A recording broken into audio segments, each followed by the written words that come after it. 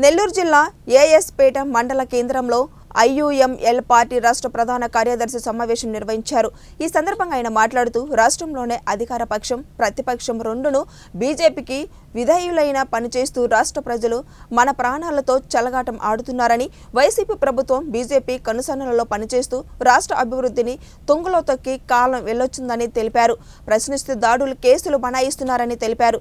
రాష్ట్రం దళితులకు ముస్లింలకు రాష్ట్ర ప్రభుత్వం చేసింది ఏమీ లేదని, వీరిని ఓటు బ్యాంకు గాను వాడుకుంటున్నారని తెలియజేశారు।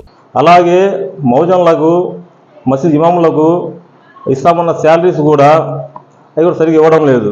అలాగే ఆరోగ్యశ్రీ గతంలో ఆరోగ్యశ్రీ కొంత అవగాహన ఉండేది, ఈరోజు ఆరోగ్యశ్రీ మీద పోతే హాస్పిటల్లో సరైన రెస్పాన్స్ కూడా ఇవ్వడం లేదు। ఇంకో విషయం ఏంటంటే ప్రలోభాలు పెట్టడం తప్ప గట్టిగా ఏమైనా అడిగితే రాజకీయ దౌర్జన్యాలు పోలీస్ కేసులు పెట్టి తీవ్రమైన ఇబ్బందులు గురి చేస్తూ ఈ పేద ప్రజలకు కానీ ప్రశ్నించే వాళ్ళకి కానీ ఈ ప్రభుత్వాలు నోరు నొక్కేస్తున్నాయి।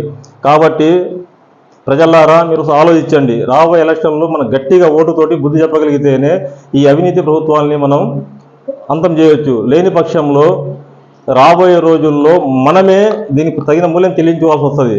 కాబట్టి ముస్లిం లీగ్ పార్టీ మీ మద్దతు కోరుతుంది।